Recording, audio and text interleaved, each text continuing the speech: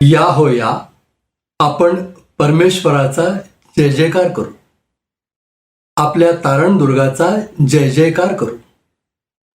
उपकार स्मरण करीत आपण त्याच्या पुढे जाऊ. स्तोत्रे गात त्याचा जय जयकार करू. कारण परमेश्वर थोर देव आहे. सर्व देवांहून तो थोर राजा आहे. त्याच्या हाती पृथ्वीची खोल स्थले आहेत. पर्वतांची उंच शिखरेही त्याचीच आहेत. समुद्र त्याचा आहे, त्यानेच तो उत्पन्न केला. कोरडी भूमीही त्याच्याच हाताने घडवली गेली. या होया, परमेश्वर जो आपला उत्पन्न करता, त्याच्या पुढे आपण गुडघे टेकू, त्याची उपासना करू, त्याला नमन करू. कारण तो आपला देव आहे. आपण त्याच्या कुरणातील प्रजा, त्याच्या हातचा कळप आहोत. आज तुम्ही त्याची वाणी ऐकाल तर किती बरे होईल. शालोम प्रियजन हो. अनुग्रह प्रार्थना सहभागितेच्या आजच्या ऑनलाईन उपासनेमध्ये प्रभू येशू ख्रिस्ताच्या नावात आपणा सर्वांचं मनपूर्वक स्वागत. प्रार्थना करूया. प्रभूच्या हातात आजची उपासना देऊया. प्रभू परमेश्वरा, परम दयाळू पित्या, तू थोर आहेस. तू आमचा परमेश्वर आहेस, आमचा उत्पन्न करता आहेस.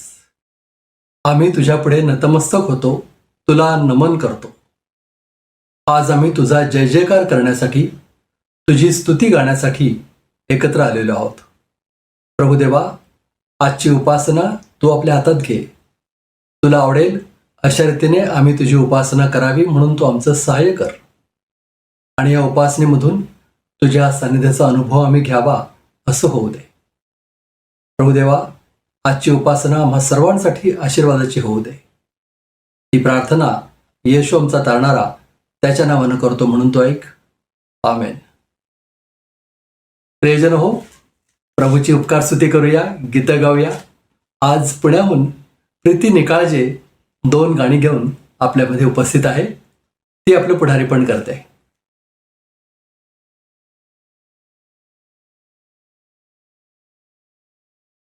Hallelujah, God is a good God. He's a great God and He is alive. Amen. So let us worship Him in spirit and in truth. Hallelujah. Bless your name. Thank you, Jesus. Hallelujah. You are risen, O God. You are alive. Thank you, Jesus. प्रभु तेरा नाम है महान. प्रभु तेरी स्तुति मैं करूं. प्रभु तेरा नाम है महान. प्रभु तेरी स्तुति मैं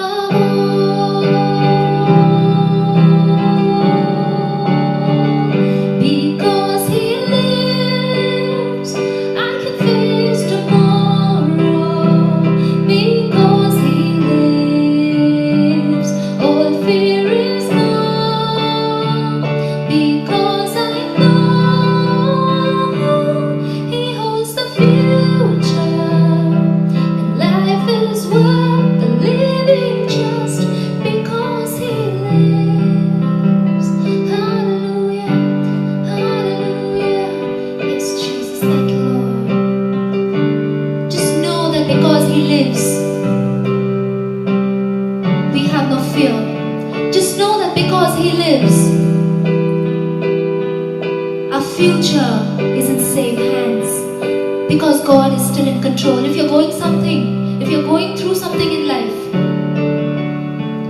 know that He is still on His throne and He is in control and He is alive. He's a risen God. He will never leave you nor forsake you. Thank you, Jesus. Let us sing it once again. Because He lives, I can face tomorrow. Because He lives, all fear is gone. Because I know He holds the future, and life is worth the living just because He lives. Because He lives, I can face tomorrow. Because He lives, all fear is gone. Shakarabali kenderebe. Because I know He holds the future, and life is worth living just because He lives.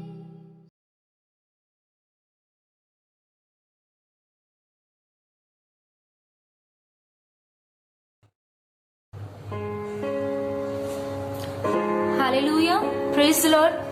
परमेश्वराच्या नावाला सर्व मान, महिमा आणि गौरव. आणि प्रियानो, जसं दावीद राजा म्हणतो की दुष्टाईच्या तंबूमध्ये राहण्यापेक्षा माझ्या परमेश्वराच्या मंदिराचा द्वारपाळ होणे मला इष्ट वाटते. खरोखर प्रियानो, त्याच्या समान कोणी देव नाही आणि आज आपल्याला त्याची गरज आहे. ज्याप्रमाणे दावीद राजाने ओळखलं की त्याच्या जीवनामध्ये त्याला परमेश्वराच्या सानिध्याची आणि त्याच्या उपस्थितीची गरज आहे. प्रियानो, आज आपण देखील म्हणतो की त्या परमेश्वराची गरज आज मला आहे, कारण त्याच्यासारखा कोणी नाही. तुमचा कोई नहीं, तुमचा कहीं नहीं. अब है पूरा यकीन, तुमचा कोई नहीं, तुमचा कोई नहीं, तुमचा कहीं नहीं. अब है पूरा यकीन, तुमचा कोई नहीं. यीशु मसीह, हो महिमा तेरी गाए आसमां, गाए ज़मीन. यीशु मसीह, हो महिमा तेरी गाए आसमां, गाए ज़मीन. तुमसा कोई नहीं, तुमसा कहीं नहीं. अब है पूरा यकीन, तुमसा कोई नहीं. Thank you, Jesus. We bless your name. तुझी स्तुति आराधना प्रभु. अंधेरों में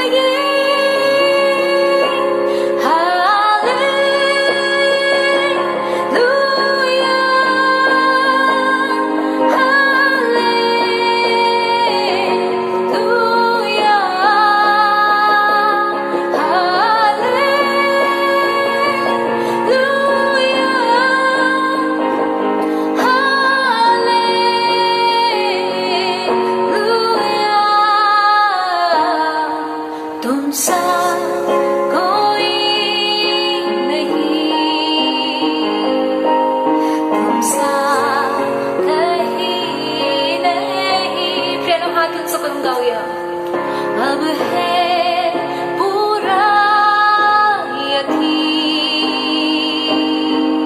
तुमसा कोई नहीं, तुमसा कोई नहीं,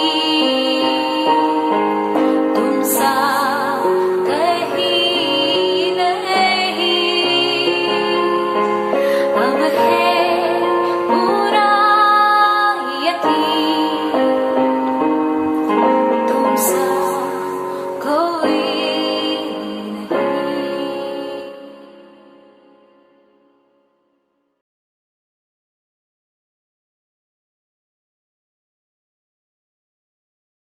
प्रीती, या सुंदर गाण्यांमध्ये तू आमचं नेतृत्व केलंस, तुझा वेळ दिलास, तुझे मनपूर्वक आभार. आता प्रभूचं वचन वाचूया.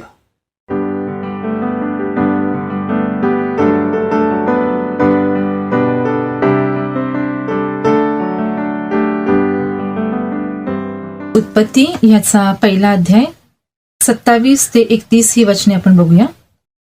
देवाने आपल्या प्रतिरूपाचा मनुष्य निर्माण केला. देवाचे प्रतिरूप असा तो निर्माण केला. नर व नारी अशी ती निर्माण केली. देवाने त्यास आशीर्वाद दिला. देव त्यास म्हणाला, फलद्रूप व्हा, बहुगुणित व्हा, पृथ्वी व्यापून टाका व ती सत्तेखाली आणा. समुद्रातील मासे, आकाशातील पक्षी व पृथ्वीवर संचार करणारे सर्व प्राणी याचवर सत्ता चालवा. देव म्हणाला, पहा, अवघ्या भूतलावरील बीज देणारी प्रत्येक वनस्पती व सबीज फळ देणारे प्रत्येक झाड मी तुम्हास देतो. हे तुमचे अन्न होतील. त्याचप्रमाणे पृथ्वीवरील सर्व पशु, आकाशातील सर्व पक्षी व पृथ्वीवर संचार करणारे सर्व जीवधारी प्राणी यास अवघी हिरवळ खावयासाठी देतो. आणि तसे झाले. आपण केलेले सर्व फार चांगले आहे असे देवाने पाहिले. संध्याकाळ झाली व सकाळ झाली, हा 6वा दिवस. देवबाप वाचलेली सर्व वचने आपणासाठी आशीर्वाद करो. आमेन.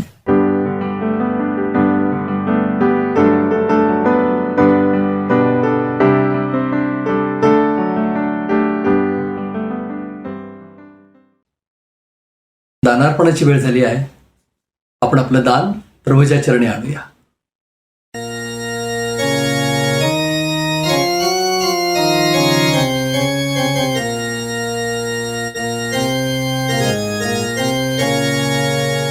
आपण उपासना संगीतामधून 150 नंबरचं गीत गाऊया. विमल आत्मा होती देवा, सर्वांच्या परिचयाचं गीत आहे. आणि हे गीत गात असताना आपण आपलं दान परमेश्वराला अर्पण करूया. विमल आत्मा होती देवा, ख्रिस्ता करिता. विमल आत्मा होती देवा, ख्रिस्ता करिता. अग्नितुल्य रसना जरी आता नये आम्हावरी, तथापि तू चित्ती भरी.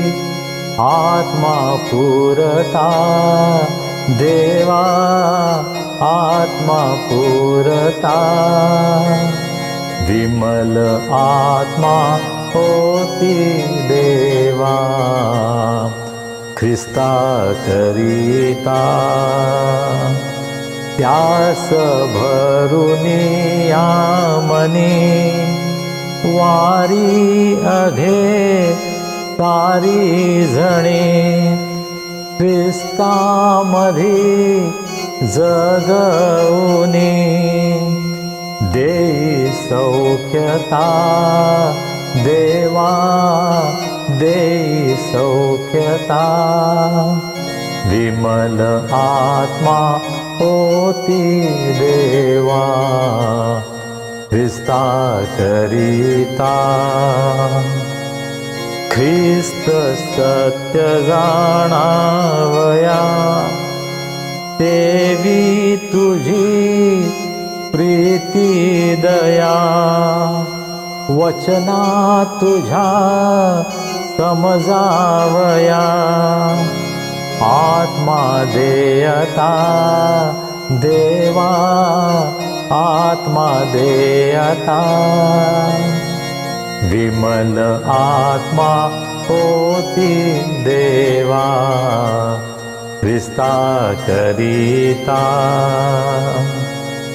त्याच्या सहवासे अति आशा करी मना प्रती, दुःखातही आधारती, तैसी मरता देवा, तैसी मरता, विमल आत्मा होती देवा, ख्रिस्ता करिता, विमल आत्मा होती देवा, ख्रिस्ता करिता. प्रार्थना करूया आणि हे दान आपण परमेश्वराच्या हातामध्ये सोपूया. आमच्या अत्यंत प्रेमळ परमेश्वरा, आम्ही तुझे मनापासून उपकार मानतो. आजचा दिवस तू आम्हाला दिलास, आम्हाला सांभाळलंस, आमची काळजी घेतलीस, आम्हाला सर्व काही पुरवलंस. तुझे अनंत आशीर्वाद तू आम्हाला दिले आहेत. आणि प्रभू, त्या आशीर्वादांची जाणीव ठेवून आम्ही अत्यंत अल्प असं दान तुझ्या भांडारामध्ये आणलं आहे. प्रभू, या दानाचा तू स्वीकार कर, हे आशीर्वादित कर. या दानाचा उपयोग सुवार्ता प्रसारासाठी, मंडळीच्या आध्यात्मिक वृद्धीसाठी होऊ दे, ही आमची प्रार्थना आहे. या दानाबरोबरच आम्ही स्वतःचं समर्पण तुला करतो. प्रभू, आज आमच्यामध्ये कोणी दुःखी आहेत, निराश आहेत, आजारी आहेत, संकटात आहेत, त्यांना आम्ही तुझ्या दयासनासमोर उंच करतो. आम्ही प्रार्थना करतो प्रभू, आज तू त्यांची भेट घे, त्यांना स्पर्श कर, त्यांना आरोग्य दे. तुझी शांती, तुझा आनंद त्यांच्या जीवनामध्ये त्यांना अनुभवास येऊ दे.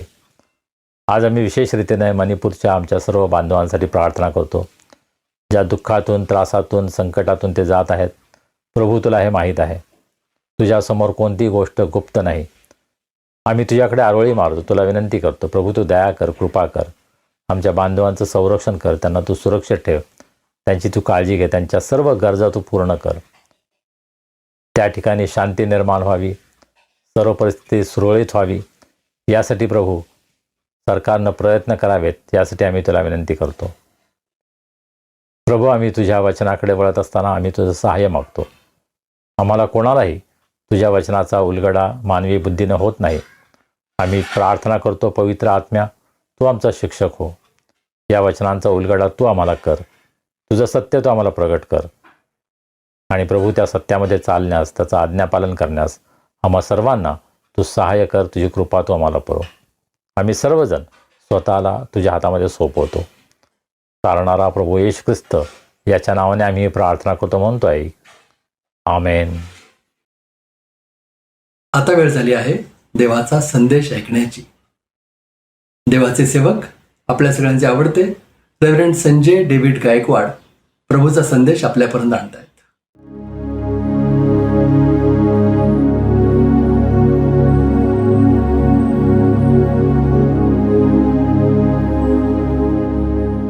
शालोम. कसे आहात आपण सर्व? आपण आपल्या पवित्र शास्त्राच्या अभ्यासाकडे वळूया आणि या दिवसांमध्ये आपण प्रभूनं शिकवलेली प्रार्थना किंवा प्रभूची प्रार्थना यावर मनन करत आहोत, अभ्यास करत आहोत. मत्तय शुभवर्तमान याचा 6वा अध्याय आणि 9व्या वचनापासून पुढे ही प्रार्थना आहे. तर ती आपण वाचूया आणि त्यानंतर त्यातील एका वाक्यावर आपण मनन करणार आहोत. प्रभू येशू ख्रिस्त असं म्हटला, यास्तव तुम्ही या प्रकारे प्रार्थना करा. हे आमच्या स्वर्गातील पित्या, तुझे नाव पवित्र मानले जावो, तुझे राज्य येवो, जसे स्वर्गात तसे पृथ्वीवरही तुझ्या इच्छेप्रमाणे हो. आमची रोजची भाकर आज आम्हास दे. आणि त्यावर आपण आज मनन करणार आहोत. आमची रोजची भाकर आज आम्हास दे. प्रभू येशू ख्रिस्तानं आपल्या शिष्यांना असं शिकवलं की तुम्ही अशी प्रार्थना करा, आमची रोजची भाकर आज आम्हास दे. एक गोष्ट आपण लक्षात घेतो की प्रत्येक ठिकाणी मी माझं नाही आहे, आम्ही आमचे हा शब्द वापरला आहे. म्हणजे ही कॉर्पोरेट प्रेयर असते, सर्वांच्या समवेत करण्याची प्रार्थना आहे. आणि त्या प्रार्थनेमध्ये आपण देवाशी बोलत असताना आपण सर्वजण मिळून ही प्रार्थना करतो, हे देवा आमची रोजची भाकर आज आम्हाला दे. याचा मी विचार करत असताना माझे विचार उत्पत्तीच्या पुस्तकामध्ये गेले. मला असं वाटतं गेले 3 आठवडे मी उत्पत्तीच्या पुस्तकाकडे पुन्हा पुन्हा वळत आहे, कारण तिथे सर्व गोष्टींची सुरुवात आहे. खाण्याची सुरुवात ही उत्पत्तीमध्येच आहे. आणि ती कशी झाली, खाण्यासंबंधी परमेश्वरानं मानवाला काय सूचना दिल्या होत्या, काय व्यवस्था केली होती, ते पाहण्यासाठी आपल्याला उत्पत्तीच्या पुस्तकामध्ये जावं लागतं. उत्पत्तीचं पुस्तकाचा 1ला अध्याय आणि 29व्या वचनामध्ये आपण असं पाहतो, देव म्हणाला, पहा अवघ्या भूतलावरील बीज देणारी प्रत्येक वनस्पती व सबीज फळे देणारे प्रत्येक झाड मी तुम्हाला देतो, ही तुमची अन्न होतील. त्याचप्रमाणे पृथ्वीवरील सर्व पशु, आकाशातील सर्व पक्षी व पृथ्वीवर संचार करणारे सर्व जीवधारी प्राणी यास अवघी हिरवळ खावयासाठी देतो. आणि तसे झाले. उत्पत्तीच्या पुस्तकामध्ये देवानं जगाची निर्मिती कशी केली याविषयीचं वर्णन आपण पाहतो. आणि हे पाहत असताना 27व्या वचनामध्ये आपण पाहतो, देवाने आपल्या प्रतिरूपाचा मनुष्य निर्माण केला, देवाचे प्रतिरूप असा तो निर्माण केला, नर व नारी अशी ती निर्माण केली. देवाने त्यास आशीर्वाद दिला. देव त्यास म्हणाला, फलद्रूप व्हा, बहुगुणित व्हा, पृथ्वी व्यापून टाका व ती सत्तेखाली आणा. देवानं मानवाला निर्माण केलं, त्याच्या अगोदरचं जर वर्णन आपण पाहिलं निर्मितीचं, तर देवानं सर्व काही निर्माण केलं होतं. मानवाला आपलं जीवन आनंदानं सुखानं घालवता यावं यासाठी देवानं सर्व व्यवस्था केली होती. सर्व प्रकारचे फळं देणारे वृक्ष, झाडं त्याने लावली होती. अतिशय सुंदर अशी ती एदेन बाग होती. एका सुंदर बागेमध्ये देवानं पहिल्या मानवाला ठेवलं आणि त्याला एकट्याला नाही ठेवलं, त्याच्यासाठी सहकारी निर्माण केली, हवा. आणि त्या दोघांना ही संपूर्ण बाग, ही संपूर्ण पृथ्वी त्याने देऊन टाकली आणि सांगितलं की सर्व पृथ्वी तुमची आहे, ती व्यापून टाका, त्याच्यावर सत्ता गाजवा, त्याच्यावर आपला अधिकार गाजवा. फार प्रचंड मोठा अधिकार देवानं दिला. आज मानव अधिकारासाठी धडपडत आहे. जास्तीत जास्त भूमी कशी मिळेल यासाठी आज भांडण चालू आहे.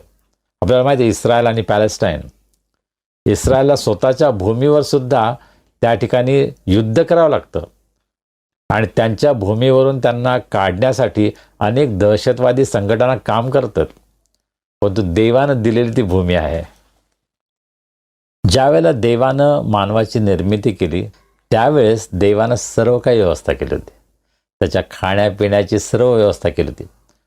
तुम्हाला कोणतंही फळ खाता येईल. या पृथ्वीवर इतकी झाडं आहेत, इतकी सुंदर फळं आहेत, किती वेगळी फळं नाही का. आपण प्रत्येक देशामध्ये जातो त्यावेळेला नवीन नवीन फळं आपल्याला पाहायला मिळतात. आम्ही नागालँडमध्ये गेलो होतो, त्या ठिकाणी स्थानिक अशी फार सुंदर सुंदर फळं आहेत. रस्त्याने जात असताना अनेक ठिकाणी रस्त्याच्या बाजूला केळीची झाडं पाहायला मिळतात. जंगली केळीची झाडं त्या ठिकाणी आहेत आणि अशी अनेक झाडं आहेत. भरपूर फळं आहेत. देवानं मानवाला भरपूर फळं दिली होती. पण त्याने काय सांगितलं, एका झाडाचं फळ खाऊ नको. एवढं सर्व दिलं होतं, फक्त सांगितलं एका झाडाचं फळ खाऊ नको. आणि मानवानं काय केलं, नेमकं तेच फळ निवडलं. तेच फळ मला पाहिजे, त्याचा हट्ट धरला, ते खाल्लं आणि स्वतःच्या जीवनाचा नाश करून घेतला आणि संपूर्ण मानवजातीमध्ये पाप आलं. पहा, देवानं मानवासाठी अतिशय सुंदर योजना केली होती. त्याच्या खाण्यापिण्याची काळजी घेतली होती. त्याला मुबलक भरपूर दिलं होतं. तरीसुद्धा मानव हा स्वार्थी झाला. मानवानं त्या एका गोष्टीची निवड केली की जी गोष्ट न करण्यासाठी देवानं त्याला आज्ञा दिली होती. मानवानं देवाची आज्ञा मोडली आणि ते फळ खाल्लं. मग पहिलं पाप जे झालं ते खाण्यामुळं झालं. आणि आजसुद्धा अनेक जण खाण्यामुळं पाप करतात ना. डॉक्टर आम्हाला सांगतात ते खाऊ नका आणि आम्ही तेच खातो. जर आम्हाला शुगरचा प्रॉब्लेम असेल तर डॉक्टर सांगतात की बटाटे खाऊ नका, भात खाऊ नका, गोड खाऊ नका, पण आम्हाला तेच आवडतं. आणि मग आम्ही स्वतःची समजूत करून नाही मी थोडंसंच खातो, थोडंसंच खाणार, आणि त्याद्वारे आपण स्वतःवर संकट ओढून घेतो. मानवाची समस्या पहिल्या मानवापासूनच सुरू झाली, खाण्यापासून सुरू झाली, आणि ती तिथं थांबली नाही. काही प्रसंग आपल्याला पवित्रशास्त्रामध्ये पाहायला मिळतात की कशा प्रकारे खाण्यामुळं काही जणांनी आपला स्वतःचा घात करून घेतला. याकोब आणि एसावची गोष्ट आपल्याला माहिती आहे. एसाव शिकारीवरून आला, खूप थकला होता, आणि त्याने समोर काय पाहिलं? याकोब वरण बनवत आहे. मसुरीचं का तुरीचं माहीत नाही, परंतु वरण बनवत होता. लाल लाल दिसत होतं, आणि त्याला प्रचंड जाम भूक लागली होती. तो म्हटलं की मला आता काहीतरी खायला दे, नाही तर मी मरेन. आणि याकोब अतिशय धूर्त होता. त्याने काय केलं? हो, मी देईन तुला खायला, पण तुझा ज्येष्ठत्वाचा हक्क मला दे. तू प्रथम पुत्र आहेस, तू ज्येष्ठ आहेस, तुला हक्क आहे. तो हक्क देणार असेल तर मी तुला खायला देतो. आणि एसावनं त्या खाण्यासाठी, आपली भूक भागवण्यासाठी आपला ज्येष्ठपणाचा हक्क गमावला. त्याने जणू काही तो तुच्छ मानला, आणि त्याची शिक्षा त्याला भोगावी लागली. खाण्यामुळं एसावाचा कसा घात झाला, त्यानं आपलं ज्येष्ठपण कसं गमावलं, याची गोष्ट आपण पाहतो. जुन्या काळामध्ये आपल्याला एलिया संदेष्टाची गोष्ट पाहायला मिळते. एलिया संदेष्टा अतिशय थकला होता, निराश झाला होता, परंतु देवानं त्याची जेवणाची व्यवस्था केली. आणि कशी केली जेवणाची व्यवस्था? एका कावळ्याच्या द्वारे. कावळा जो कुठलंही जर अन्न मिळालं तर ते ताबडतोब झडप घालून घेतो, पण त्या कावळ्याच्या द्वारे देवानं एलियाची भूक भागवली. पहा किती अद्भुत गोष्ट आहे ना. कावळ्याचा हा स्वभाव नाही की दुसऱ्याला जाऊन जेवण द्यायचं, परंतु देवानं आपल्या संदेष्टासाठी त्या कावळ्याचा स्वभाव बदलला. त्याने आपल्या तोंडामध्ये जेवण आणलं आणि ते एलियाला दिलं, आणि एलियाने ते खाल्लं आणि तो जगला. एलिया निराश झाला होता, अशक्त झाला होता, आणि त्यावेळेला त्याला अन्नाची आवश्यकता होती, आणि देवानं अद्भुत रीतीनं कावळ्याच्याद्वारे ते अन्न पुरवलं. हे आपण पाहतो. देव हा अद्भुत रीतीनं पुरवठा करणार आहे. प्रभू येशू ख्रिस्ताच्या सेवेमध्ये अगदी सुरुवातीलाच सैतानाने त्याची परीक्षा केली, आणि पहिली गोष्ट काय त्याने सांगितली? या धोंड्यांच्या भाकरी कर आणि खा. त्याला माहीत होतं की भूक किती प्रचंड महत्त्वाची आहे. पहिल्या मानवाला त्याने फळ देऊन फसवलं, आणि आता देवाच्या पुत्राला फसवण्यासाठी सुद्धा तो अन्नाचा उपयोग करत आहे. या धोंड्याच्या, या दगडाच्या भाकरी होतील असं आज्ञा दे, आणि प्रभू येशू ख्रिस्ताला करता आलं असतं. पण प्रभू येशू ख्रिस्ताने काय उत्तर दिलं? मनुष्य केवळ भाकरीने वाचेल असं नाही, परंतु देवाच्या मुखातून निघणाऱ्या प्रत्येक वचनानं वाचेल. प्रभू येशू ख्रिस्ताने तो नियम बदलला. केवळ अन्न खाण्यामुळं मनुष्य वाचणार नाही, तर देवाच्या वचनामुळे वाचेल. आज आम्हाला हा प्रश्न विचारायला पाहिजे की माझ्या जीवनामध्ये काय महत्त्वाचं आहे? देवाचं वचन का जेवण, अन्न? आम्ही जेवणासाठी, खाण्यासाठी आमचे तत्व, आमच्या आध्यात्मिक गोष्टी विसरतो का? प्रभू येशू ख्रिस्तानं लोकांची गरज पाहिली. आपल्या सेवेमध्ये असताना 1 दिवस झाला, 2 दिवस झाले, त्याचे संदेश ऐकत होते. तो जे वचनाचं शिक्षण देत होता ते ऐकत होते. ते तहानभूक विसरले होते, परंतु प्रभू येशू ख्रिस्ताला त्याची जाणीव होती. प्रभू येशू ख्रिस्त म्हटला, या लोकांना आपण जेवण द्यायला पाहिजे. शिष्य म्हटले, पाठवून दे त्यांना, ते शोधतील कुठेतरी अन्न आणि जेवण, मग परत येतील. प्रभू येशू ख्रिस्त म्हटला, नाही, माझ्यावर जबाबदारी आहे. मी केवळ आध्यात्मिक अन्नच देत नाही, मी शारीरिक अन्नसुद्धा देईन. आणि त्या दिवशी त्यानं 5 भाकरी आणि 2 मासे याचा उपयोग केला, जे एका लहान मुलाकडे होती. त्या लहान मुलानं आपलं अन्न स्वतःशी कवटाळून ठेवलं नाही. तो भांडला नाही, नाही नाही नाही माझा डब्बा आहे, मी देणार नाही. त्याने ते देऊन टाकलं. तो उदार झाला, आणि त्याच्या उदारपणाचा उपयोग प्रभू येशू ख्रिस्तानं केला, आणि 5,000 भोजन दिलं. पहा, एक लहान मुलगा ज्याने थोडासा त्याग केला, परंतु देवानं त्याचा उपयोग 5,000 लोकांना आशीर्वाद देण्यासाठी केला. पहा, आम्ही जर त्याग करायला शिकलो, आपलं स्वतःचं जे आहे ते थोडा काळ सोडायला जर आपण शिकलो, तर देव त्या गोष्टीचा किती अद्भुत रीतीने उपयोग करून घेतो याचा अनुभव आम्हाला येईल. आज आम्हाला सर्वांना शिकायला पाहिजे. आम्ही पुष्कळदा सबबी सांगतो, नाही माझ्याकडं पुरेसा नाही आहे, माझा पगार मला पुरत नाही, मला हे कमी आहे, ते कमी आहे. आपल्या ज्या उणीवा आहेत, आपल्या ज्या गरजा आहेत, त्या आपल्याला फार महत्त्वाच्या वाटतात. पण त्या लहान मुलाकडून आपण शिकूया की जे थोडंसं माझं आहे त्याचा सुद्धा त्याग करायला मी तयार जर झालो तर देव त्याच्याद्वारे अनेकांना आशीर्वाद करेल. आणि पहा, प्रभू येशू ख्रिस्तानं 5,000 लोकांना भोजन दिलं, त्याच्यामध्ये हा मुलगा पण होता. त्याला पण त्याचं जेवण मिळालं, तो उपाशी नाही राहिला. तुम्ही जेव्हा देवाला देता ना तेव्हा तुमचं कधी नुकसान होणार नाही. देवाच्या कार्यासाठी जेव्हा तुम्ही दान देता तेव्हा त्याचा उपयोग अनेकांना आशीर्वाद देण्यासाठी देव करतोच, पण तुम्हाला स्वतःला सुद्धा आशीर्वाद मिळाल्यापासून राहणार नाही. याचा अनुभव तुम्ही घेऊ शकता. प्रभू येशू ख्रिस्ताकडून शिष्य हे शिकले होते की एकमेकांची आपण शारीरिक काळजीसुद्धा घ्यायला पाहिजे. आणि म्हणून पहिल्या मंडळीचं चित्र जर आपण पाहिलं तर त्यांचं सर्व काही सामायिक होतं. ते सर्व जेवण एकमेकांना वाटत होते, एकमेकांची काळजी घेत होते, एकमेकांच्या शारीरिक गरजा पुरवत होते. आणि आज हे मंडळीमध्ये व्हायला हवं. आम्ही मंडळीमध्ये चर्चमध्ये जातो, आम्हाला आध्यात्मिक आशीर्वाद मिळतो, पण तो आमच्या शारीरिक गरजा आहेत, आमच्या भौतिक गरजा आहेत, त्यासाठी सुद्धा मंडळीने काहीतरी करायला हवं.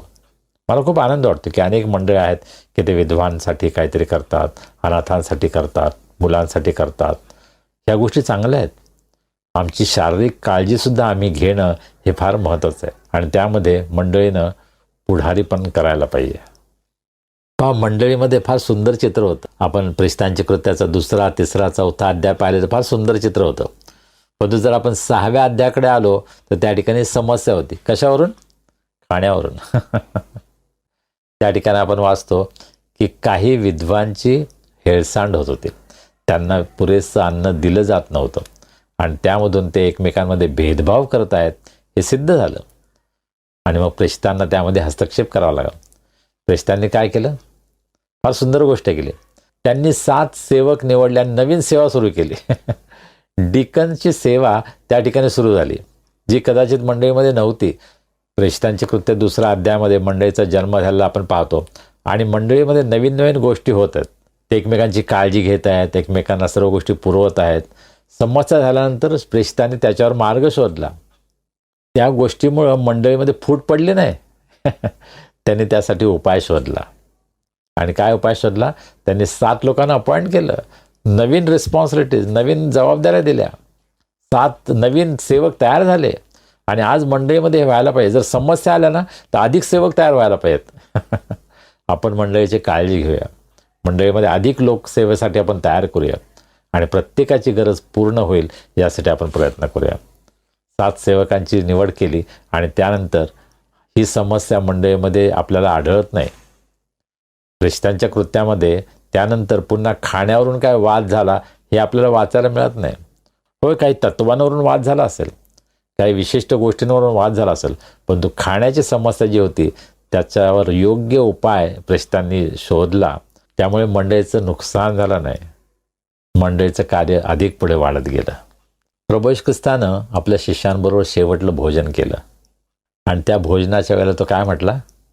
तुम्हासाठी दिलं जात आहे, हे माझं शरीर आहे, माझ्या स्मरणार्थ हे करा. ज्यावेळेस तो भाकर देत होता त्यावेळेस तो म्हटला, हे माझं शरीर आहे. पहा किती भयंकर गोष्ट होती. त्यांच्या समोर तो उभा आहे, त्यांच्या समोर तो बसलेला आहे आणि तो म्हणत आहे की माझं शरीर मी तुम्हाला देत आहे.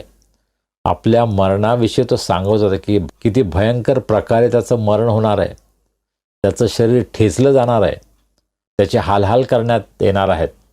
परंतु ते शरीर त्यानं तुमच्यासाठी आणि माझ्यासाठी दिलं. त्याच्या शरीराला प्रचंड त्रास झाला, दुःख झालं, वेदना झाल्या, परंतु ते शरीर त्यानं आपल्यासाठी मोडण्यासाठी दिलं, यासाठी की आम्हाला सार्वकालिक जीवन प्राप्त हो. आपलं निष्कलंक रक्त त्याने सांडलं आणि पवित्र प्रभुभोजनाचा विधी त्याने सुरू केला. आज आम्ही ज्यावेळेस प्रभुभोजनामध्ये सहभागी होतो त्यावेळेस आम्ही हा विचार करतो का हे ख्रिस्ताचं शरीर आहे की जे शरीर अत्यंत दुःखातून, त्रासातून, वेदनेतून गेलं. आम्हाला पापांपासून सुटका मिळावी, आम्हाला आरोग्य मिळावं म्हणून प्रभू येशू ख्रिस्ताला अत्यंत शारीरिक दुःख भोगावं लागलं. आम्हाला अन्न मिळावं, आध्यात्मिक अन्न मिळावं म्हणून प्रभू येशू ख्रिस्तानं स्वतःचं बलिदान केलं. आम्ही असं करतो का? दुसऱ्यांना अन्न मिळावं, मग ते शारीरिक असेल किंवा आध्यात्मिक असेल, त्या अन्नासाठी आपल्याला स्वतःला त्रास होतो का? आमची तयारी आहे का? जे ख्रिस्ता विरहित आहेत त्यांनासुद्धा येशू ख्रिस्तामध्ये नवीन जीवन मिळावं यासाठी मी त्याग करण्यासाठी तयार आहे का? थोडासा त्रास झाला तर त्यासाठी मी तयार आहे का? आम्हाला वेळेवर जेवण मिळालं नाही तर आम्हाला किती राग येतो ना. घरामध्ये आम्ही आपला राग व्यक्त करतो, कदाचित मंडळीमध्ये आम्ही राग व्यक्त करतो. पुष्कळदा मंडळीमध्ये प्रीतिभोजन असतं आणि काही मंडळांमध्ये ख्रिसमसच्या दिवसामध्ये नक्कीच प्रीतिभोजन असतं. पण तुम्हाला हे पण पाहायला मिळतं की पुष्कळदा त्यावेळेला भांडणं होतात. खाण्यावरून एकमेकांवर आरोप केले जातात. हे किती तर दुःखदायक आहे. खाण्यापिण्यामुळे आपण एकमेकांना दोष देणं, आरोप करणं हे चुकीचं आहे. त्यामध्ये आम्हाला आनंद मिळाला पाहिजे. एकमेकांना आपण आशीर्वादित करायला पाहिजे. प्रगटीकरणाच्या पुस्तकामध्ये एका मेजवानीविषयी सांगितलं आहे. प्रभू येशू ख्रिस्ताने सुद्धा दाखले देताना मेजवानीविषयी सांगितलं आहे की एक दिवस मेजवानी असणार आहे. देवाच्या सानिध्यामध्ये आपण सर्व एकत्र येऊन प्रीतिभोजन करणार आहोत. त्या मेजवानीसाठी आपण तयारी करत आहोत. आणि त्या मेजवानीमध्ये केवळ मीच नाही, परंतु माझे शेजारी, माझे मित्र यांनी सुद्धा सहभागी व्हावं ही देवाची इच्छा आहे. त्यासाठी मी काय करत आहे?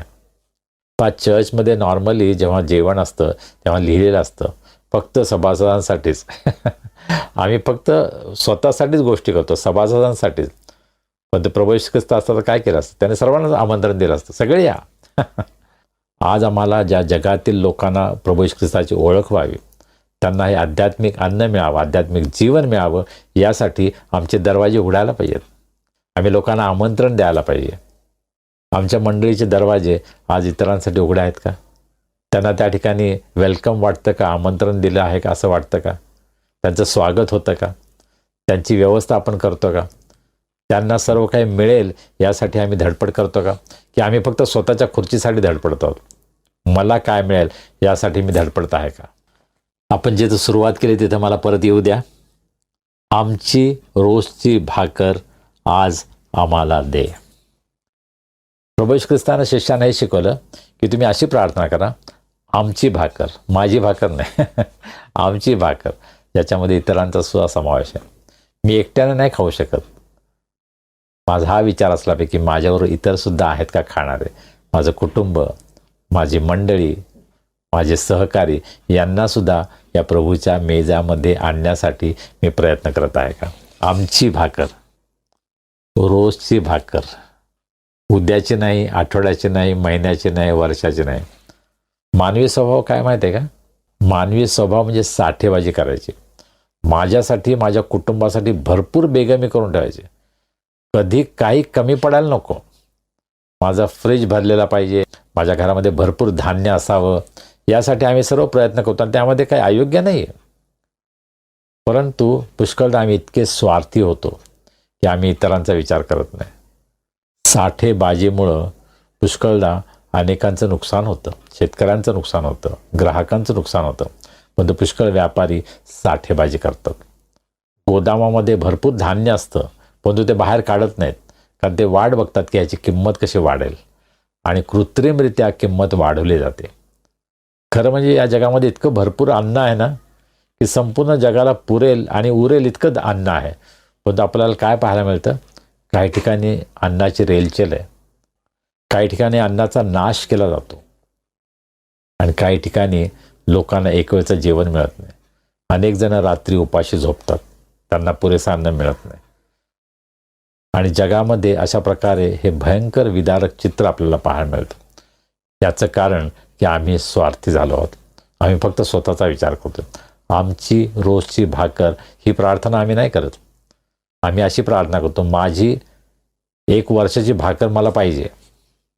आम्ही साठेबाजी करणारे लोक आहोत.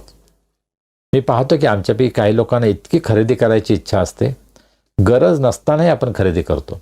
मला एक कुटुंब माहीत आहे की त्या कुटुंबामध्ये एक गोष्ट खरेदी नाही केली जाते. घड्याळ जरी घ्यायचे तर 6 घड्याळ घ्यायचे, किंवा इतर काही गोष्टी पाहिजे असतील. आपल्याला ज्याची आज गरज नाही अशा अनेक गोष्टी आम्ही खरेदी करतो आणि घरामध्ये त्या पडून असतात. कदाचित आम्हाला प्रत्येकाच्या घरामध्ये ही समस्या आहे की आमच्या घरामध्ये अशा काही गोष्टी आहेत की त्या वर्षानुवर्षे पडून आहेत, आम्ही त्याचा उपयोग करत नाही, परंतु त्या घरामध्ये ठेवायला आपल्याला आवडतात. आम्ही अतिशय स्वार्थी झालो आहोत. आम्ही रोजची भाकर नाही, आम्ही फार पुढचा विचार करतो. मराठीमध्ये आपण असं म्हणतो नाही का, 7 पिढ्या बसून खायला एवढं आम्ही कमवलेलं आहे. ही तर भयंकर गोष्ट आहे, लज्जास्पद गोष्ट आहे. 7 पिढ्यांसाठी जेव्हा आम्ही व्यवस्था करतो त्याचा अर्थ आम्ही इतरांना आळशी करतो, त्याचा अर्थ आम्ही दुसऱ्यांचं लुबाडलेलं आहे. आम्हाला कोणालाही अधिकार नाही आम्ही 7 पिढ्यांसाठी व्यवस्था करावी. त्याचा अर्थ आमचा देवावर विश्वास नाही आहे. आम्ही स्वतःच व्यवस्था करतो, आमच्या मुलांसाठी, आमच्या नातवंडांसाठी आम्हीच व्यवस्था करतो. देवावरच्या विश्वासाची काही गरज नाही. देवाने तुम्हाला मदत करावी याची गरज नाही मग, कारण तुम्हीच स्वतः व्यवस्था करता ना. नाही, आम्ही देवावर अवलंबून राहायला शिकायला पाहिजे. आम्ही आपल्या मुलांना देवावर अवलंबून राहायला शिकायला पाहिजे, की त्यांनी देवावर विश्वास ठेवा, माझ्यावर नाही. मी सर्व पुरवठा करेल या दृष्टीने त्यांनी विचार करू नये, पण तो देव त्यांची प्रत्येक गरज पूर्ण करेल याच्यावर त्यांनी विश्वास ठेवायला पाहिजे. त्या प्रकारचं आमचं जीवन आहे का? आमची रोजची भाकर आज आम्हाला दे. आम्हाला उद्याची, परवाची, आणखीन आठवड्याची, महिन्याची चिंता असते. भरपूर साठा करून ठेवायला पाहिजे आणि मग पुष्कळदा अशा अन्नाचा नाश होतो. आज जगामध्ये स्वार्थीपणामुळे प्रचंड अन्नाचा नाश होतो. अनेक ठिकाणी अन्न तयार केलं जातं आणि ते खाल्लं जात नाही, ते फेकलं जातं, ते कुणाच्याच तोंडात पडत नाही. अशा प्रकारची अवस्था आहे आणि मला असं वाटतं हे पाप आहे. अशा प्रकारे आपण वागू नये, अन्नाचा नाश आपण करू नये. आणि त्या दृष्टीनं मला असं वाटतं हे वचन आम्हाला शिकवतं, आमची रोजची भाकर आज आम्हाला दे. इस्रायल लोकांसाठी देवानं अरण्यात योजना केली, त्यांना अन्न दिलं, स्वर्गातून अन्न दिलं, मान्ना दिला, पण तो अट काय होती? आजच्यासाठीच जमा करायचं, उद्यासाठी नाही. जर जमा केलं तर ते नाश त्याचा होईल, त्याच्यात किडे पडतील. काही जणांनी तसा प्रयत्न केला आणि त्यांना अनुभव आला की ते चांगलं नाही राहत. आमच्यापैकी अनेक जण इतका साठा करायला आम्ही लागलो आहे की स्वतःसाठी आम्ही केवळ स्वतःसाठी जगतो. आम्ही इतरांचा विचारच करत नाही. माझा एखादा बंधू, माझी एखादी बहीण जिला गरज आहे, त्यांचा विचार आमच्या मनामध्ये येत नाही. मला काय मिळेल, मला अधिक कसं मिळेल, मला खायला कसं मिळेल, मला कपडे कसे मिळतील, मला हे कसं मिळेल, मला ते कसं मिळेल, यासाठी आमची धडपड चालली आहे. आम्ही इतरांचा विचार करतो का? ख्रिसमसच्या दिवसामध्ये आपण इतरांचा विचार करूया. मला दुसऱ्यांना काय आनंद देता येईल, दुसऱ्यांना मला काय देता येईल, या दृष्टिकोनातून मला काय प्रयत्न करता येईल, या दृष्टीने मी विचार करेन. आपण हे आव्हान स्वीकारणार का? दुसऱ्यांसाठी मला काय देता येईल या दृष्टीनं तुम्ही विचार कराल काय? आम्ही प्रत्येक ख्रिसमसला आमच्या सोसायटीमधील वॉचमन, काम करणाऱ्या बाया, कचरा गोळा करणाऱ्या बाया, या सर्वांसाठी आम्ही ब्लँकेट आणि काही खाऊ अशा गोष्टी आम्ही द्यायचा प्रयत्न करतो. त्यामधून आम्हाला खूप आनंद मिळतो, समाधान मिळतं आणि हा आनंद आम्ही प्रत्येकजण घेऊ शकतो. आम्हा प्रत्येकांच्या जवळ आसपास असे लोक आहेत की ज्यांना खूप गरज आहे. आम्ही त्यांच्यासाठी काय करू शकतो का? कुटुंब या नात्यानं, मंडळी या नात्यानं थोडंसं आपल्या कुटुंबाच्या मंडळीच्या बाहेर जाऊन किंवा स्वतःपुरतं, स्वतःच्या सभासदांपुरतं, स्वतःच्या कुटुंबातील व्यक्तींपुरतंच विचार न करता थोडंसं बाहेर जाऊन इतरांना ख्रिस्त जन्मदिनाचा आनंद देण्यासाठी मला काय करता येईल का, हा विचार आपण करूया. आमेन. प्रार्थना करूया. सर्व समर्थ जिवंत प्रभुदेवा, आम्ही तुझे मनापासून उपकार मानतो. आजचा सुंदर दिवस तू आम्हाला आमच्या जीवनामध्ये दाखवलास. तुझी स्तुती आराधना करण्यासाठी तू आमचं सहाय्य केलंस. प्रभू, तू आमची रोज आणि रोज गरज भागवतोस, आमची काळजी घेतोस, तुझे आशीर्वाद आम्हाला देतोस. त्याबद्दल आम्ही तुझे मनापासून उपकार मानतो. आज आम्ही तुझं जे वचन पाहिलं आहे, तू आम्हाला प्रार्थना करायला शिकवलंस. आमची रोजची भाकर आज आम्हास दे. प्रभू, त्यामधून आम्ही आपला विश्वास तुझ्यावर प्रगट करावा, तुझ्यावर आम्ही अवलंबून राहावं. आमची रोजची गरज तू भागवणार आहेस, हा विश्वास आम्हा प्रत्येकांच्या अंतःकरणामध्ये तू निर्माण कर. आमच्यामध्ये जे आजारी आहेत, दुःखी आहेत, निराश आहेत, प्रभू, आम्ही त्यांना तुझ्या दयासनासमोर उंच करतो. आज तू त्यांना स्पर्श कर, त्यांना आरोग्य दे, तुझी शांती, तुझा आनंद त्यांच्या जीवनामध्ये दे. त्यांची प्रत्येक गरज पूर्ण कर. ज्यांचे वाढदिवस आहेत, विवाहाचे वर्धापन दिन आहेत, त्यांच्याबद्दल आम्ही तुला धन्यवाद देतो. तू त्यांची भेट घे, त्यांना आशीर्वादित कर. त्यांचं जीवन इतरांसाठी आशीर्वादाचं होऊ दे, अशी आम्ही तुला विनंती करतो. या येणाऱ्या आठवड्यामध्ये तू आमच्याबरोबर राहा. प्रभू, आम्ही अधिक आणि अधिक तुझ्या वचनावर लक्ष द्यावं, तुझ्यावर आपलं लक्ष केंद्रित करावं, तुझी आज्ञा पाळावी, तुझा आनंद इतरांना वाटावा. यासाठी या दिवसामध्ये आम्हा सर्वांचं सहाय्य कर. आम्ही सर्वजण स्वतःला तुझ्या हातामध्ये सोपवतो. तारणारा प्रभू येशू ख्रिस्त याच्या नावाने आम्ही प्रार्थना करतो म्हणतोय, आमेन. प्रभूनं शिकवलेली प्रार्थना करूया. हे आमच्या स्वर्गातील पित्या, तुझे नाम पवित्र मानले जाओ, तुझे राज्य येवो, जसे स्वर्गात तसे पृथ्वीवरही तुझ्या इच्छेप्रमाणे हो. आमची रोजची भाकर आज आम्हास दे, जसे आम्ही आपल्या अपराधांची क्षमा करतो, तशी तू आम्हाला आमच्या अपराधांची क्षमा कर. आणि आम्हास परीक्षित आणू नकोस, तर आम्हास वाईटापासून सोडव. कारण की राज्य, सामर्थ्य आणि गौरव ही सर्व काळ तुझीच आहेत. आमेन. आणि आता देव बापाची प्रीती, प्रभू येशू ख्रिस्ताची कृपा, पवित्र आत्म्याची सहभागिता, शांती, आनंद आणि आरोग्य आम्हा सर्वांसह, आमच्या कुटुंबाबरोबर, देवाच्या सर्व लोकांबरोबर आता आणि सदा सर्व काळ असो. आमेन. सुवंग देवा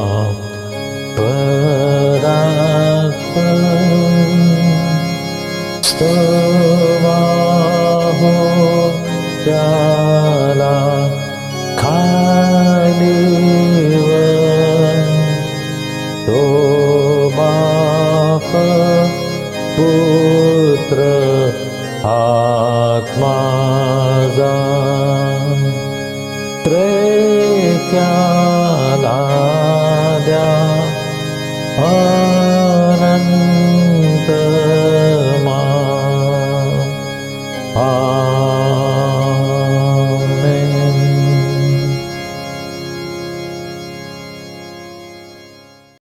प्रियजन हो, आजची उपासना कशी वाटली? उपासनेमधून आशीर्वाद मिळाला? प्रभू तुमच्याशी बोलला? मग ही त्याची वाणी आपल्या मित्रमंडळींना, नातेवाईकांना ऐकू द्या. त्यांना उपासनेची लिंक जरूर पाठवा आणि आपले अभिप्राय मात्र आम्हाला अवश्य कळवा. आता भेटूया पुढील रविवारी. तोपर्यंत शालोम.